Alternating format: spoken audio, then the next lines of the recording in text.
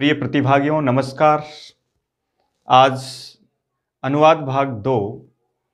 कल जो हमने दो शब्दों वाले वाक्यों का अनुवाद पढ़ा था, उसी श्रृंखला में अब सरल से कठिन की ओर उससे कुछ अधिक शब्दों वाले वाक्यों के अनुवाद पढ़ने जा रहे हैं। आज हम उस अनुवाद में एक आगे की श्रृंखला, कल हमने एक विशेष लकार लिया था, लट लकार वर्तमान काल, जिसमें मैंने कहा था कि लगभग 1000 धातुओं के रूप हम गच्छति गच्छतः पठति पठतः इस तरह की क्रियाओं के अनुसार बना सकते हैं। पाणिनि के धातु पाठ में प्राय 2000 धातुएं हैं, जिसमें से 1000 धातुएं भुआदि प्रकरण से संबंधित है, जो प्राय समान रूप के रूप में चलती है। आज हम उसको, इसके साथ साथ दोनों चैप्टर आपके हो रहे हैं। धातु रूप वाला जो टॉपिक मैंने पहले नहीं पढ़ाया, आपको शब्द रूप पढ़ाए थे, इसके साथ धातु रूप भी स्पष्ट रहेगा। शब्द रूप की भी आवश्यकता है और धातु रूप की भी आवश्यकता है, इसलिए एक एक लकार को हम ले रहे हैं। कल हमने लट लकार पढ़ा था और उसमें प्राय हम सभी धातुओं के रूप याद है हमको, जैसे गम धातु है, पठ धातु है, दा धातु है। आज हम लोट लकार आज्ञार्थक के रूप में अनुवाद सीखेंगे। लोट लकार दो शब्दों वाले वाक्य पढ़े कल हमने, और दो शब्दों वाले वाक्यों के अंतर्गत कर्ता पढ़ा हमने कल और वर्तमान काल की क्रिया पढ़ी। आज हम उस वर्तमान काल की क्रिया को चेंज कर रहे हैं, उसकी जगह लोट लकार पढ़ रहे हैं और उस एक शब्द के साथ उसको आगे और बढ़ा रहे हैं कि यहां एक इस तरह का क्रियापद, एक संस्कृत में अस धातु है जिसका अर्थ होना। जैसे हिंदी अंग्रेजी सभी में मुख्य क्रिया के पश्चात एक सहायक क्रिया होती है, उसी प्रकार कई बार ऐसा होता है कि संस्कृत में जैसे कोई क्रिया नहीं होती और उसके रूप में अस्तित्व के रूप में है का प्रयोग होता है, तो वहां हम अस धातु का प्रयोग करते हैं। अस्ति स्तः संति इस तरह का रूप चलाते हैं। लटलकार में अस्ति स्तः संति इस प्रकार का प्रयोग होता है। सबसे पहले लोट लकार की जो प्रक्रिया है उसका एक धातु का रूप हम लिखते हैं। जैसे ये क्रिया पढ़ी हमने, पश्यतु, पश्यताम, पश्यन्तु, पश्य, पश्यतम, पश्यत, पश्यानि, पश्याव, पश्याम।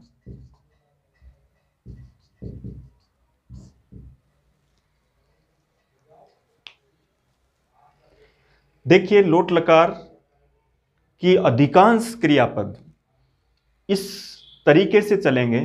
एक एक लकार को एक एक क्लास के साथ याद करें तो आपको धातु रूप भी याद होंगे, और रीट की एग्जाम में धातु रूप का एक क्वेश्चन सुनिश्चित है। क्वेश्चन 30 ही है उसमें, इसलिए एक एक प्रश्न महत्वपूर्ण है।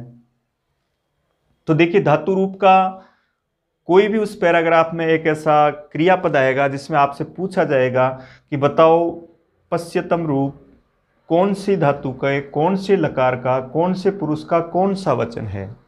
तो इसके रूप में कल की क्रिया आपको याद हो गई होगी, वो आपने कई बार कक्षा 6 से लेकर के आगे की क्लासों तक सब में वही पढ़ा है, और लोट लकार में भी हम इस तरीके से पढ़ रहे हैं। हालांकि आत्मनेपद में कुछ कठिन रूप होंगे, तो पहले हम परस्मय पद के क्रियापद ले रहे हैं, उसके बाद आत्मनेपद के क्रियापदों से पढ़ेंगे। एक एक सरल जो क्रियापद हैं उनको हम ले रहे हैं और उनके आधार पर आप अपनी तैयारी भी करते रहें। तो इसके आधार पर अब देखिए, इसी से दूसरी क्रिया बोले हम। गम धातु से होगा गच्छतु, गच्छताम, गच्छन्तु, गच्छ, गच्छतम, गच्छत, गच्छानि, गच्छाउ, गच्छाम। पठ धातु बोलेंगे पठतु, पठताम, पठन्तु, पठ, पठतम, पठत, पठानि, पठाओ, पठाम। घ्रा धातु बोलेंगे जिघ्रतु, जिघ्रताम, जिघ्रन्तु, जिघ्र, जिघ्रतम, जिघ्रत, जिघ्रानि, जिघ्रावय, जिघ्राम। इसी तरीके से स्थ धातु की जगह तिष्ठतु आदेश, तिष्ठतु, तिष्ठताम, तिष्ठन्तु, तिष्ठ, तिष्ठतम, तिष्ठत, तिष्ठानि, तिष्ठावय, तिष्ठाम। इस तरीके से भू धातु भवतु, भवताम, भवन्तु, भव, भवतम, भवत, भवानी, भवावय, भवाम। इसके साथ आज हम 3 पदों वाले वाक्य का अनुवाद पढ़ रहे हैं, और 3 पदों वाले वाक्य के अनुवाद के रूप में हम लोट लकार को विशिष्टता के रूप में ले रहे हैं, यानी इसके आधार पर अनुवाद सीख रहे हैं, और उसके पश्चात एक तीसरा पद उसमें जोड़ रहे हैं, और वो तीसरा पद कर्ता, कर्ता, कर्म और क्रिया के रूप में। कल हमने केवल कर्ता और क्रिया के अनुवाद सीखे थे, अब थोड़ा सा उससे कठिन एक शब्द और बढ़ाते हुए 3 पदों वाले वाक्यों का हम अनुवाद कर रहे हैं। हालांकि कर्म कारक, कर्ता कारक, कर्ण, ये कारक प्रकरण में हम पढ़ेंगे अच्छी तरह परिभाषा के रूप में, लेकिन यह अनुवाद के रूप में आप इस तरीके से पढ़ें। देखिए, जैसे ही आपको अनुवाद करने के लिए एक वाक्य दिया जाता है, और अनुवाद का वाक्य सभी परीक्षाओं में पूछा जाता है, इसलिए यहां देखो, कर्ता, कर्म, क्रिया के रूप में अगर कोई वाक्य आए, जैसे मैंने एक वाक्य लिखा है यहां देखिए, बालक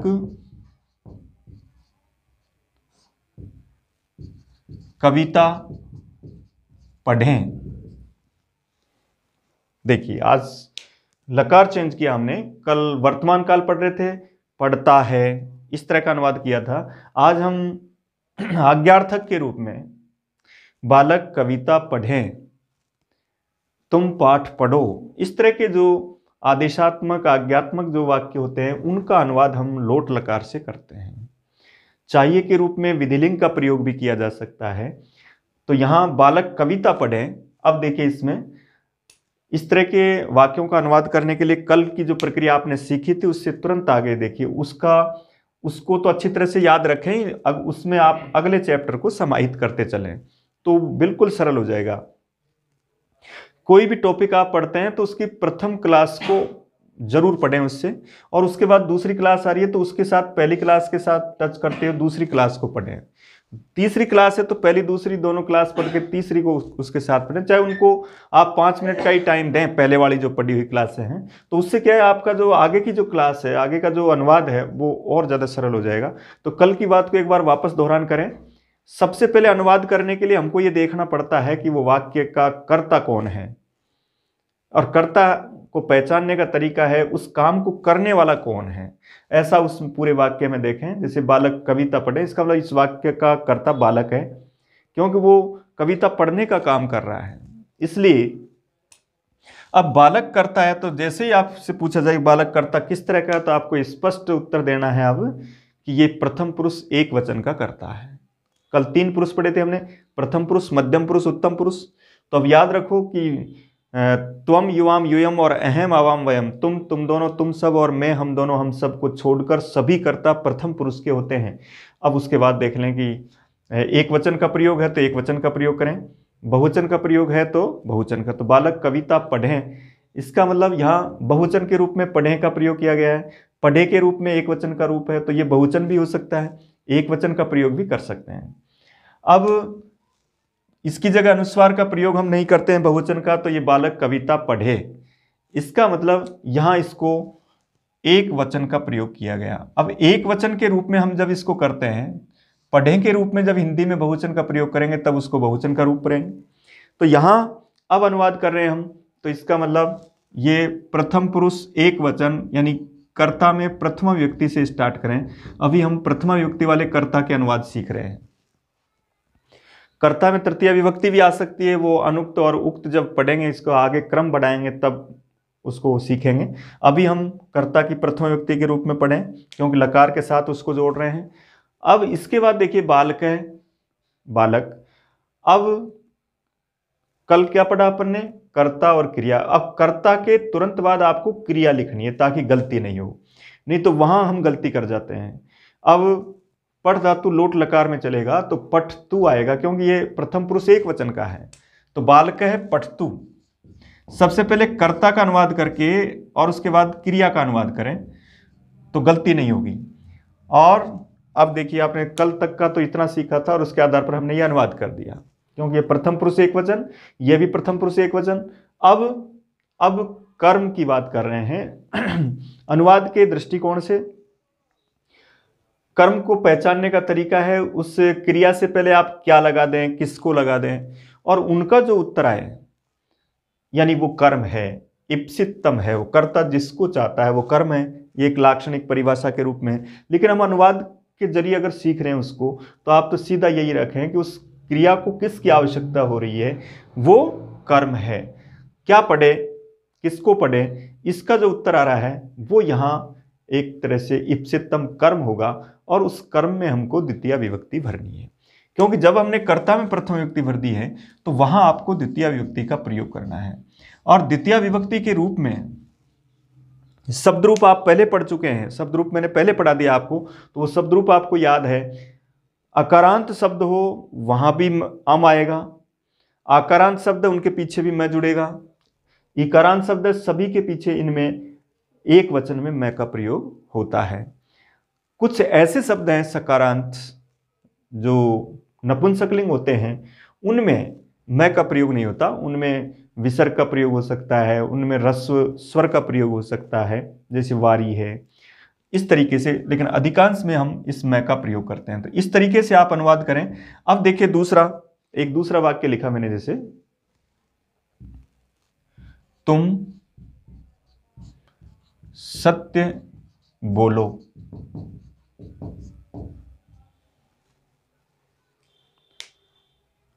अब देखिए तुम सत्य बोलो, एक वचन भी माना जा सकता है, बहुवचन भी माना जा सकता है। तो यहां ऑप्शन में जैसा दिया हुआ है, चारों ऑप्शन में, वहां किसी न किसी को गलत लिख दिया होगा, यहां एक वचन लिख दिया होगा तो यहां बहुवचन कर दिया गया होगा। यदि यहां बहुवचन और यहां भी बहुवचन है तो बिल्कुल राइट, यहां एक वचन और यहां भी एक वचन है तो भी राइट। तो इस तरीके से एक वचन के रूप में हम अनुवाद कर रहे हैं। तो तुम जैसे ही नाम आया, इसका मतलब ये मध्यम पुरुष कल पढ़ा था हमने, और मध्यम पुरुष के रूप में यहां त्वम लिखेंगे, और इसके तुरंत बाद क्रिया लिखेंगे। क्रिया में है वद यानी बोलना, तो इसी तरह की क्रिया है वदतु, वदताम, वदंतु, वद, तो त्वम वद आएगा। और इसके बाद क्या बोले, तो यहां एक कर्म के रूप में सत्य शब्द आ रहा है। अब इसको द्वितीय विभक्ति के रूप में लिखेंगे, तो त्वम सत्यम वद।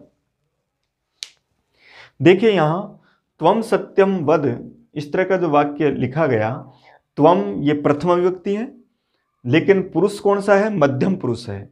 मध्यम पुरुष विभक्ति प्रथमा ही होगी, पुरुष मध्यम पुरुष है, और इसके अनुसार मध्यम पुरुष एक वचन की ही क्रिया आएगी, इसलिए यहां इसके साथ वद आएगा। और ये क्या, यानी कर्म। कर्म में हमको द्वितीय विभक्ति का प्रयोग करना है। जो शब्द रूप हमने पढ़े, अकारांत शब्द तो राम की तरह उसको सत्यम कर दें, तो त्वम सत्यम वद। एक और बात ध्यान रखें, कभी कभी और थोड़ा सा स्पष्ट करने के लिए, ये स्पष्ट करने के लिए तुम लिखा गया। अगर इस जगह हम तुम नहीं भी लिखें और केवल यही कहें कि सत्य बोलो, तब क्या अनुवाद करेंगे, तो तब भी याद रखो, तब भी अनुवाद सत्यम वद ही होगा। क्योंकि कई बार ऐसा होता है कि कर्ता अगर नहीं भी दिखाई देता है, कर्ता को अगर छुपा भी लिया जाता है, तो वहां निश्चित वही कर्ता सामने आएगा जिसको उसको छुपाने पर अथवा रखने पर भी वहां मध्यम पुरुष का ही प्रयोग किया जाएगा। क्योंकि व्याकरण का एक नियम है, युष्मद् द्युपदे समानाधिकरणे स्थानिन्यपि मध्यम है, अर्थात युष्मत् शब्द का प्रयोग किए जाने पर अथवा नहीं किए जाने पर भी वहां मध्यम पुरुष का प्रयोग किया जाता है, लेकिन उसका अर्थ उसमें प्रतीत होता हो। तो सत्य बोलो, इसके साथ प्रथम पुरुष का कर्ता नहीं हो सकता, क्योंकि प्रथम पुरुष में आप वह को बोल करके देखिए, वह सत्य बोलो नहीं हो सकता। देवदत्त सत्य बोलो, ऐसा नहीं हो सकता। देवदत्त सत्य बोलो अगर ऐसा कह रहे हो तो देवदत्त को संबोधन करना पड़ेगा, और फिर उसके आगे देवदत्त तुम सत्य बोलो ऐसा कहना पड़ेगा। इसलिए यहां इसके साथ प्रथम पुरुष का कर्ता इस क्रिया के साथ नहीं जुड़ सकता। इसी प्रकार मैं सत्य बोलूं आएगा फिर, इसलिए इसका मतलब यहां मध्यम पुरुष का कर्ता ही होगा, चाहे वो रहे अथवा नहीं रहे। अगर नहीं भी है तो भी वध करे।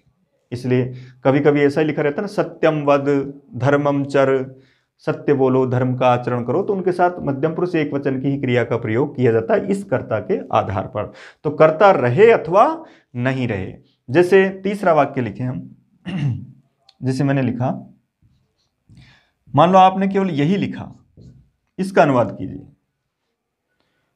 पढ़ूं लिखा, तब इससे स्पष्ट है कि यहां मैं छुपा हुआ है और इसके साथ मैं ही जुड़ सकता है। अब इसके आगे मैं लिख सकते हैं, तब भी यही होगा, और अगर इस कर्ता को नहीं लिखेंगे तो भी उसका मतलब यही होगा। इसलिए वहां उसका अनुवाद भी हम अहम पठानी होगा इस तरीके से।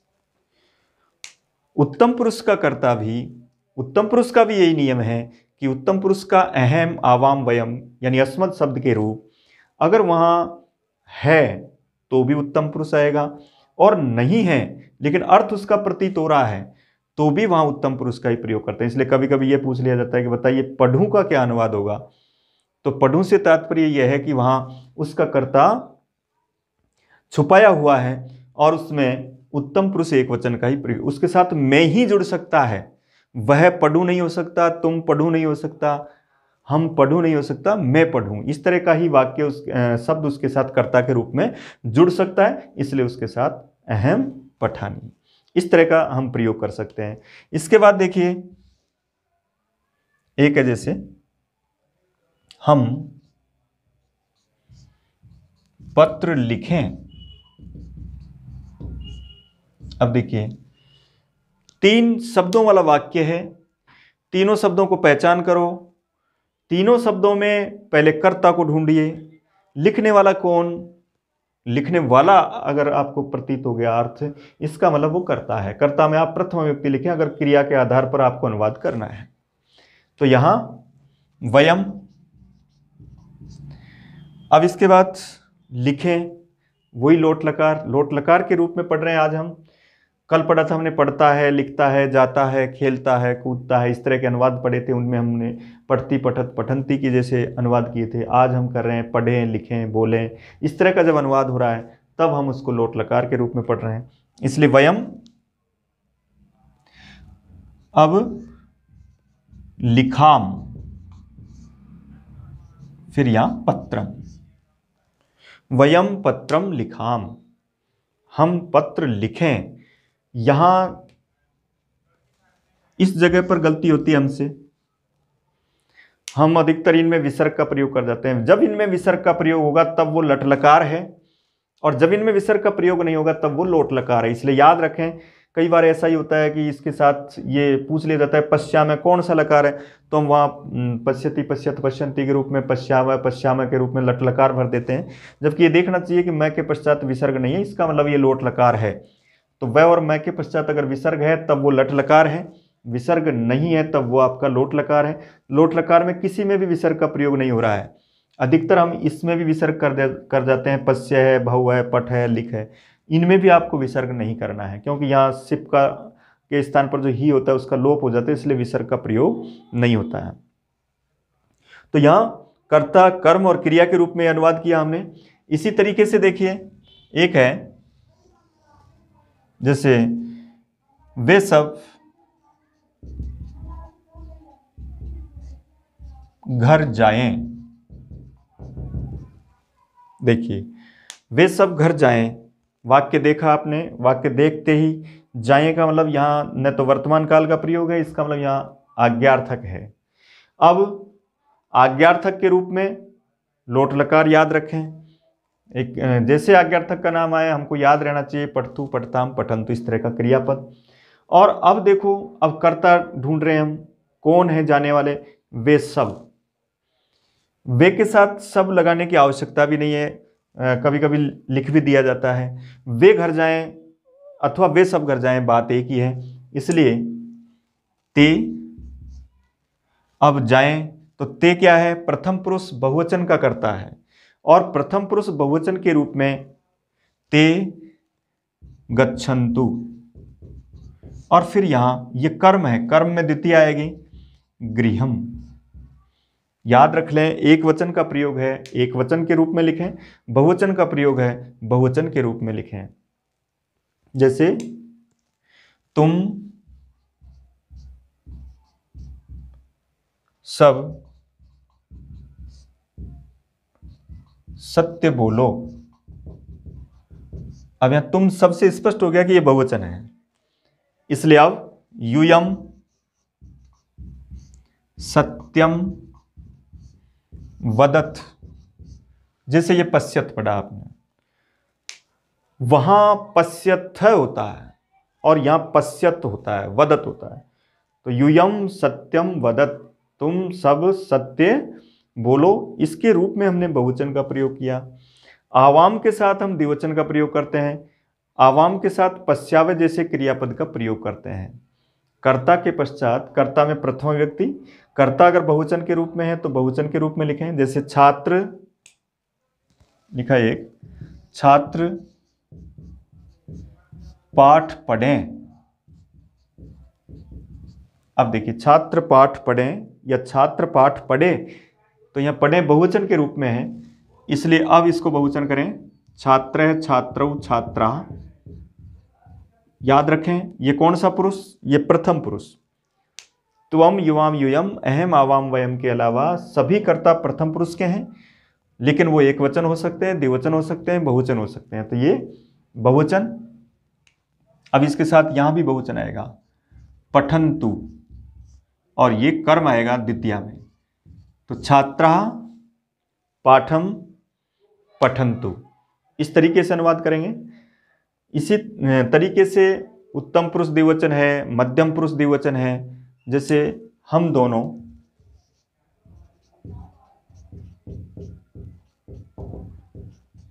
घर जाएं, तो आवाम गृहम गच्छावय, यहां भी विसर्ग का प्रयोग नहीं होगा, लोट लकार में गच्छावय इस तरीके से लिखेंगे। तो आवाम गृहम गच्छावय। एक इसमें और बढ़ाइए आवाज, ये हमने कर्ता कर्म और क्रिया के रूप में अनुवाद कुछ किए। इसके बाद एक और है कि मान लो जब दो कर्ता को हम और से जोड़ते हैं, तो ऐसी स्थिति में हम किस तरीके से अनुवाद करें, वहां क्रिया किसके आधार पर करें। जैसे मान लो मैंने लिखा वह और तुम श्लोक बोलो। देखिए वह और तुम श्लोक बोलो, ये भी तीन शब्दों वाला वाक्य है, क्योंकि वह और तुम ये पूरा का पूरा कर्ता है। और अब देखिए, अब से त्वम च, अब ये दोनों कर्ता है, से त्वम च। इसके बाद अब यहां यह है कि हम बोलो का जो अनुवाद करेंगे लोट लकार में, वो से के आधार पर करेंगे या त्वम के आधार पर करेंगे। तो अब याद रखो कि जहां जो भी पर है, यानी जहां प्रथम पुरुष और मध्यम पुरुष के रूप में आ रहा है तो मध्यम पुरुष के आधार पर करेंगे हम। प्रथम पुरुष, मध्यम पुरुष और उत्तम पुरुष के रूप में आ रहा है तो वहां उत्तम पुरुष के कर्ता के आधार पर क्रिया का प्रयोग करते हैं। स और त्वम ये द्विवचन हुआ, और द्विवचन के रूप में हम अब त्वम वाला द्विवचन लेंगे, मध्यम पुरुष का द्विवचन लेंगे, पश्य पश्यतम, इसलिए वद वदतम, और ये श्लोकम। इस तरीके से अनुवाद करते हैं। जब कर्ता दो पुरुष के कर्ता हो तो वहां प्रथम पुरुष और मध्यम पुरुष के अगर कर्ता है तो मध्यम पुरुष के कर्ता के अनुसार क्रिया लिखेंगे। अगर प्रथम पुरुष, मध्यम पुरुष और उत्तम पुरुष के कर्ता है तो उत्तम पुरुष के रूप में क्रिया लिखेंगे। मध्यम पुरुष उत्तम पुरुष है तो भी उत्तम पुरुष, यानी उत्तम पुरुष आते ही उत्तम पुरुष के अनुसार क्रिया, मध्यम पुरुष आते ही मध्यम पुरुष के अनुसार क्रिया। और अगर दोनों ही प्रथम पुरुष के कर्ता हो, जैसे राम और श्याम फल खाएं। अब देखिए यहां दोनों ही कर्ता प्रथम पुरुष के कर्ता हैं, राम है, श्याम है, च फलम। अब यहां देखिए ये प्रथम पुरुष के द्विवचन हुए, दो व्यक्ति जुड़ने पर द्विवचन हुआ, तो पश्यतु पश्यताम, खादतु खादताम, इस तरीके से अनुवाद करेंगे। रामय श्यामय च फलम खादताम। राम और श्याम दोनों प्रथम पुरुष हैं, इसलिए प्रथम पुरुष का द्विवचन हुए, और द्विवचन के रूप में हम इस तरीके से इनका अनुवाद करते हैं। तो यहाँ लोट लकार से संबंधित जो भी क्रिया है, किसी भी क्रिया को इसके साथ जोड़ेंगे। गम धातु है तो गच्छतु होगा, गच्छतु गच्छताम गच्छन्तु, और उसका अनुवाद आपको इस तरीके से करना है। वाक्य को पहचानना है कि उसमें एक आज्ञात्मक स्थिति हो रही है, तो वहाँ उसको हम लोट लकार के रूप में अनुवाद करेंगे। लट लकार और लोट लकार के अनुवाद हम तीन तीन शब्दों के रूप में कर सकते हैं, कर्ता, कर्म और क्रिया के रूप में। इसमें कई बार ऐसा होता है कि जैसे क्रिया जो लिखी हुई है, कल जो आपने वर्तमान काल की क्रिया पढ़ी थी, तो उसके साथ में और इसको थोड़ा सा स्पष्ट कर रहा हूँ कि इसके साथ आज हमने इस अनुवाद के टॉपिक में अस धातु को साथ में और लिया है, और उसके आधार पर कुछ इसमें और चेंज कर रहे हैं हम, और उस चेंज के आधार पर देखिए अब किस तरीके से हम इसके आगे के अनुवाद सीखते हैं। अब जो अभी हमने तीन पदों वाले वाक्यों का अनुवाद सीखा है, जिसमें कर्ता, कर्म और क्रिया है, और दो लकारों से संबंधित हम अनुवाद कर सकते हैं, वर्तमान काल और आपका आज्ञार्थक लोट लकार। इसमें एक और बढ़ाते हैं आगे, देखिए एक ये अस धातु है जिसका अर्थ है के रूप में क्रियापद होता है, तो ये अस्ति, स्तः, सन्ति, लट लकार में इस तरह से रूप होते हैं इसके, अस्ति, स्तः, सन्ति। अब देखिए यहां असि, स्थ, स्थ, अस्मि, स्व, स्म। अस धातु वर्तमान काल लट लकार, लट और लोट के अनुवाद पढ़े हमने। इसको हम इसलिए ले रहे हैं क्योंकि कई बार ऐसा होता है क्रिया नहीं आती, मुख्य क्रिया नहीं आती, और उसके लास्ट में जैसे वह एक विद्यार्थी है, तो उसके अनुवाद के रूप में हमको इस क्रिया का प्रयोग करना है। और वहां जब इस क्रिया का प्रयोग करते हैं, इसका प्रयोग आगे दूसरी क्रियाओं के रूप में भी किया जाता है। अब हम अनुवाद का तीसरा बिंदु के रूप में हम पढ़ रहे हैं कि जिसमें जा रहा है, इस तरह का अनुवाद, रहा है, रही है, इस तरह के अनुवाद के रूप पढ़ रहे हैं। और उसमें हम किस तरीके से अनुवाद करें कि इस तरह के वाक्यों का अनुवाद कैसे करें। एक है जैसे जाता हुआ,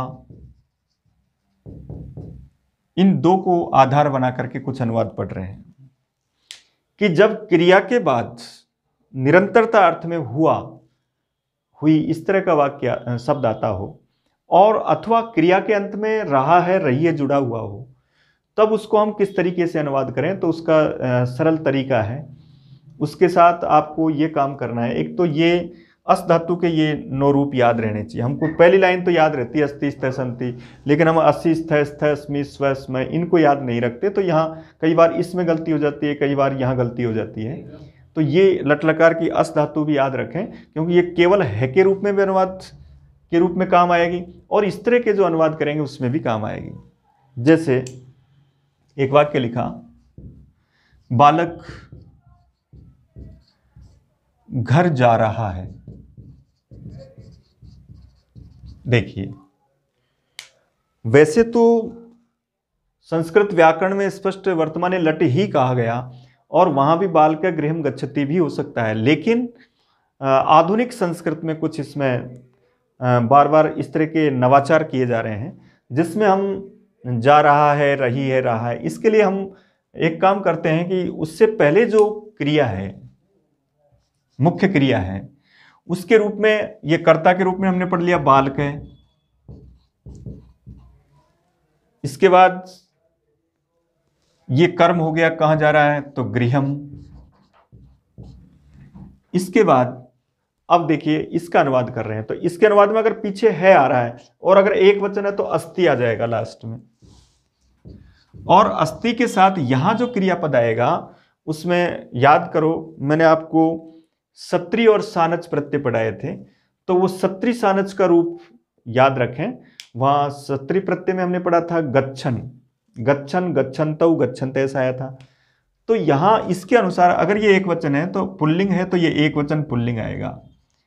गच्छन अस्ति, बालक गृहम गच्छन अस्ति, अर्थात बालक घर जा रहा है। वैसे तो बालक गृहम गच्छति का मतलब भी बालक घर जा रहा है या बालक घर जाता है, दोनों होते हैं, लेकिन इसको और स्पष्ट करने के लिए यहां सत्री प्रत्यय अस्ति का प्रयोग का मतलब वहां निरंतरता अर्थ में उसका प्रयोग किया जाता है। तो जैसे अब याद रखें, अब बहुवचन आता है, जैसे अब एक है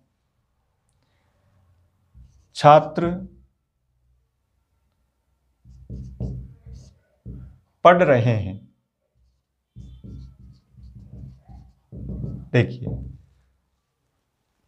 छात्र पढ़ रहे हैं, इसका जब अनुवाद करेंगे तो छात्रः, अब बताओ छात्रः लास्ट में क्या आएगा, बहुवचन है तो सन्ति, और यहां आएगा अब सत्री प्रत्यय के रूप में गच्छन, गच्छन्तौ, गच्छन्ते, तो पठन, पठन्तौ, पठन्तः, छात्रः पठन्तः सन्ति, छात्र पढ़ रहे हैं। अब देखिए जैसे पढ़ता हुआ, जाता हुआ, इस तरह का कोई अनुवाद है, एक लिखा जैसे ये लिखा खेलता हुआ,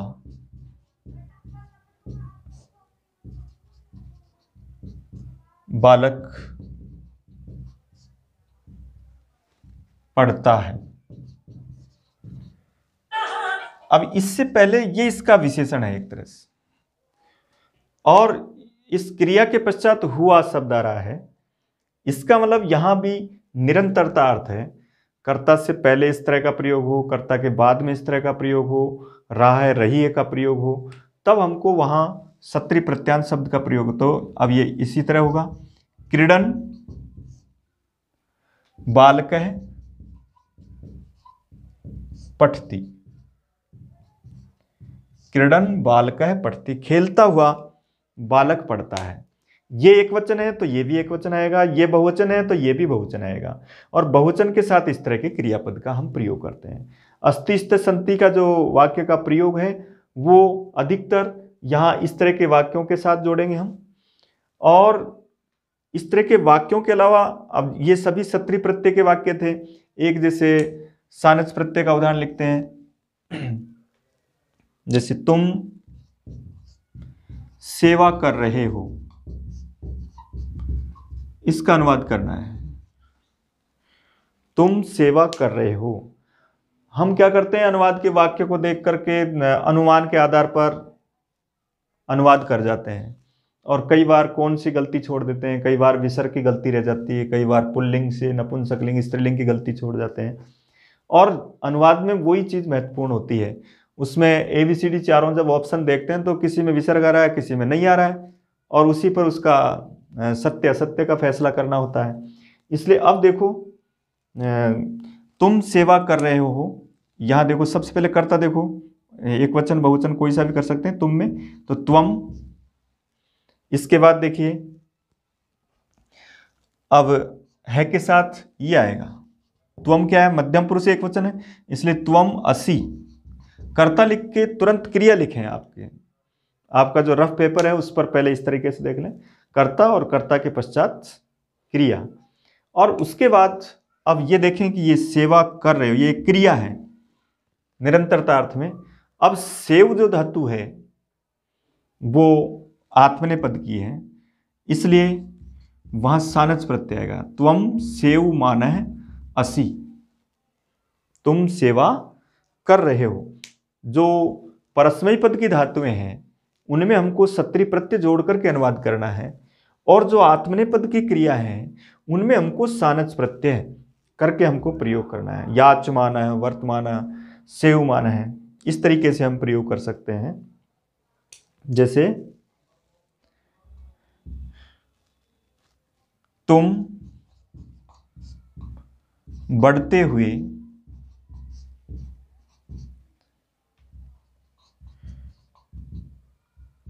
वृक्ष को देखो, इसका अनुवाद करना है। तुम बढ़ते हुए वृक्ष को देखो। त्वम, त्वम के साथ इसको आइए, त्वम के साथ लोट लकार देखो तो पश्यतु, पश्यताम, पश्यन्तु, पश्ये, पश्यतम, पश्यत त्वम आ रहा है तो पश्य। अब किसको देखो? कर्म कारक वृक्षम। द्वितीय होती ना, किसको देखो, कर्म है। 3 वाक्य, 3 शब्दों वाला वाक्य पढ़ा अभी हमने। तुम वृक्ष को देखो तो त्वम कर्ता हो गया, इसके अनुसार मध्यम पुरुष की क्रिया हो गई और उसके साथ ये वृक्षम हो गया। उसका एक विशेषण और दे रखा है, बढ़ते हुए। तो विशेषण और विशेष्य में समान विभक्ति आती है, इसलिए विशेषण विशेष्य के रूप में इसमें जो विभक्ति आ रही है वही इसके साथ आएगी। याद रखें, जब किसी शब्द से पहले बढ़ता हुआ, खेलता हुआ, पढ़ता हुआ आ रहा है तो उस शब्द के पश्चात जो शब्द आ रहा है उसमें जो विभक्ति वचन है वही इसमें आएंगे। इसलिए यहां अवृद्ध धातु बढ़ने अर्थ में होती है और वो आत्मनेपद में चलती है, वर्धते, वर्धेते, वर्धनते, तो वर्धमान होगा और वर्धमान इसके अनुसार आएगा तो वर्धमानम।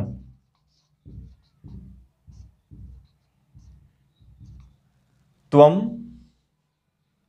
वर्धमानम वृक्षम पश्य, तुम बढ़ते हुए वृक्ष को देखो। तो यहां अगर ये कर्ता होता तो कर्ता के रूप में यहां प्रथमा होती, लेकिन ये कर्म के रूप में है, वृक्ष का विशेषण है, इसलिए वृक्षम में जो विभक्ति आएगी वो इसमें आएगी और यहां त्वम के साथ पश्य, इसका हम प्रयोग करेंगे। तो त्वम वर्धमानम वृक्षम पश्य। पहला बिंदु वर्तमान काल का पढ़ा आपने, 2 शब्दों वाले वाक्य पढ़े, उनमें कर्ता और क्रिया में सापेक्ष होना चाहिए। जो कर्ता जिस पुरुष वचन का होता है उसी पुरुष वचन क्रिया होती है।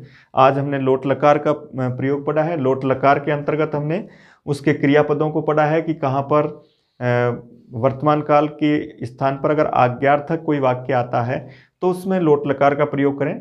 और उससे पहले एक शब्द और बढ़ाया आज हमने, तीसरा कर्म कारक का, कि कर्म कारक में आपको द्वितीय विभक्ति करनी है, यानी कर्ता क्रिया से पहले क्या या किसको लगा करके देखें तो उसका अगर उत्तर आ रहा है तो वो एक कर्म है, क्रिया को उसकी आवश्यकता है, इसलिए वहां हम द्वितीय करें। शब्द रूप आप पढ़ चुके हैं इसलिए आपको पता है कि द्वितीय में उसका क्या रूप बनेगा। इस तरीके से हम द्वितीय विभक्ति रखते हुए कर्म का अनुवाद कर सकते हैं। दूसरा, तीसरी स्टेप में हमने पढ़ा कि जहां पर रहा है, रही है का अनुवाद करना हो तो वहां सत्री और सानच प्रत्यय लगा करके अस्ति, स्थ, संति का प्रयोग करते हैं वर्तमान काल में। अगर कर्ता से पहले भी जाता हुआ, पढ़ता हुआ, लिखता हुआ आता है तो वहां भी एक वचन में गच्छन, पठन, लिखन ऐसा करेंगे। अगर आत्मनेपद की क्रिया है तो वहां सानच प्रत्यय जोड़ेंगे, जैसे सेवमान है। और अगर वो कर्म का विशेषण है तो उसको द्वितीया में लिखेंगे वर्धमानम। एक और इसमें देखिए आप कि जब इसको पढ़ रहे हैं हम तो इसको भी पूरा करें। अस्ति, स्थ, संति जब केवल ही किसी वाक्य में क्रिया के रूप में केवल है आता है तब वहां हम इनका प्रयोग करते हैं। जैसे लिखा, यह